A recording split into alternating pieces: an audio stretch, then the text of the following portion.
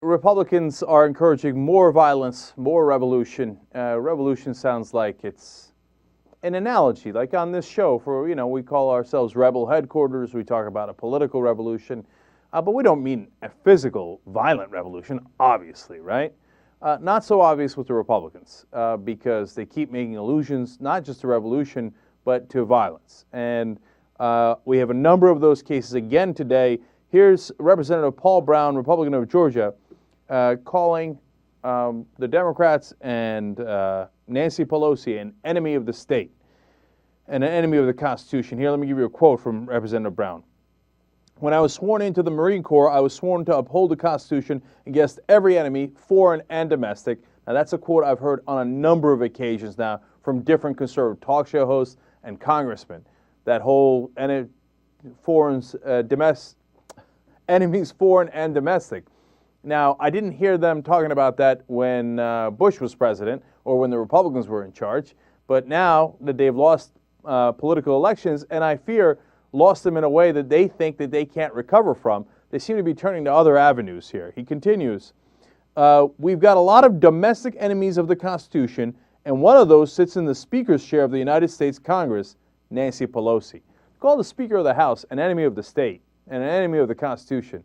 Those are incredibly heavy words. In my opinion, much, much worse than Joe Wilson saying that Obama's a liar. People get called liar all the time. Now, of course, he did it in an extraordinary circumstance, but this is dangerous stuff, but it gets worse. He says, quote, I'm chairman of the Second Amendment Task Force for fighting for Second Amendment rights. Those gun rights are actually critical to prevent treason in America. Gun rights are critical to prevent treason in America right after he just told you Nancy Pelosi is an enemy of the Constitution. It doesn't take a genius to figure out where he's going with this. I mean, if you were a patriot, what would you do? He says, and then, by the way, in the past, this was just now, in the past, Brown also compared Obama and Reid and Pelosi to Hitler and said they were part of a socialist elite who may use the flu pandemic to declare martial law.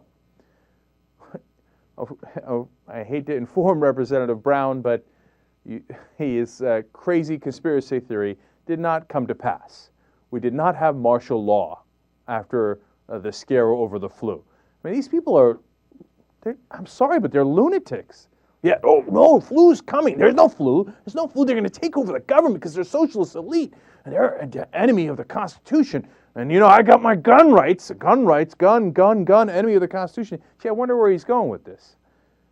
I'm going to get to a second representative in a second. But again, just last week, Michelangelo Signorelli on his XM Sirius radio show took a call from, quote, Jim in Oklahoma. And Jim claimed to have 200 people organizing against the government and then said, quote, pulling our government down, pulling our president out, and putting him back where he should be, using the right to bear arms. It's in the Constitution. We need a coup. There needs to be a coup. And if the United States military won't do it, we'll do it. Now, look, he's just a caller on a show, right? He's not like an actual United States representative like this clown Brown, right? But that's heavy language, and it's language that he's obviously getting from the elected officials and the talk show hosts who are like, revolution, you need a revolution, Second Amendment rights, your guns, coup. In Newsmax, a conservative website, put out an article last week saying that we need to have a revolution. Not literally, not like like I said, an analogy to a revolution, but a literal coup. There was an article about how the military leaders should consider a coup against Obama. This gets into stupid people's heads. This gets into crazy people's heads. And right after that caller, another caller called in and said, yeah, my mom's part of this plot to take down the government. Her and her crazy friends, they bought into this racist ideology, and they think they got to take Obama down. Now, how many of those people are out there? I don't think it's just Jim in Oklahoma and that lady's mom. I think it's a lot of them. And, of course, a second caller said her mom thinks that, quote, Jesus is coming to overthrow Barack Obama. Okay, there's a lot of lunatics out there, and they're continuing to encourage them. Now, back to another Republican official. Now we go to Representative Michael McCall. And this is my bad. I had not seen this. This is from earlier in the year, in April. We have a video of him encouraging even worse violence It's clip number 4. Let's check it out. This is his stump speech throughout Texas, and then we'll talk about the possible ramifications. This is a movement on fire. This is not about me. This is not about politicians. It's about our founding fathers who in 1773 threw a little party called the Boston Tea Party and fought against tyranny and oppressive taxes. Does that sound familiar? And we're continuing that revolution right here in Austin, Texas today. Thomas Jefferson once said that the tree of liberty will be fed with the blood of tyrants and patriots. You are the modern day patriots. But today the tax man cometh. I will take everything you have earned up until April the 15th. Everything you've worked so hard for will go to Uncle Sam. Well, I don't think that's right. And then when you die, he will reach into the grave and take away everything you, or half of what you want to give to your kids. And I don't think that's morally right. And we need to stop that. And that's what this revolution is really all about. Yeah, and the tax man is going to come, and he's coming, and he's going to take your money away in the federal government, and he's going to reach into your grave, etc. And then what happened? Guy in Ohio got killed, hung on a tree, Fed written on his body. Now, we're not 100% certain on that case yet as to the motivations, but they put his census ID, they taped it on his body. So it was not really that subtle, right? Federal government is coming. You need to be armed and dangerous. That's what Michelle Bachmann said. She said, direct quote, I need you armed and dangerous, okay? But put all that aside. Did you hear that quote in the middle from this Representative McCall? He said, Thomas Jefferson once said that the tree of liberty will be fed with the blood of tyrants and patriots. You are those patriots. He's directly telling the crowd, go do something about the tyrants, cause bloodshed. And then, oh, by the way, you also get to feed the tree of liberty with your blood, but hey, that's not my business, that's your business. I mean, he's almost like calling for them to go on missions where they're going to get killed. Who does that remind you of? I think that there's some religious fanatics in the Middle East who believe in that. Now look, but you don't have to go that far. I mean, look at what he's telling you. Go cause blood in the streets. That's a United States congressman.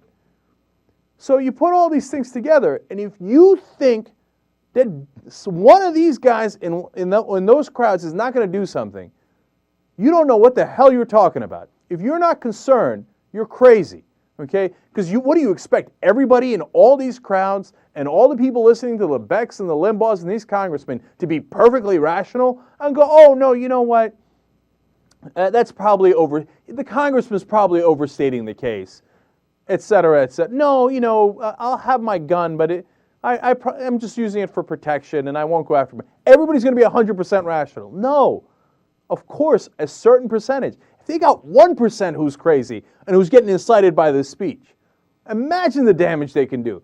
And as I've told you, it's already begun. The guy in Pittsburgh shot 3 cops, said they were coming for my guns, and Obama was coming for my guns. Guy in Florida shot 2 cops. Same exact thing. Guy in Maine had a whole basement full of bombs. He was worried that Obama was coming. They killed a guy from the Census Bureau. This is just the tip of the iceberg. They're just getting warmed up. How many months has it been? 9, 10 months since Obama's been in charge? What can they do in 4 years? How much more can they incite? And I'm telling you, one of the reasons that they're doing this is because they think, oh my God, we've lost and we're never going to win again. Not that Representative McCall can't get reelected or Representative Brown in their districts, but that as a national party, they're pretty much done for.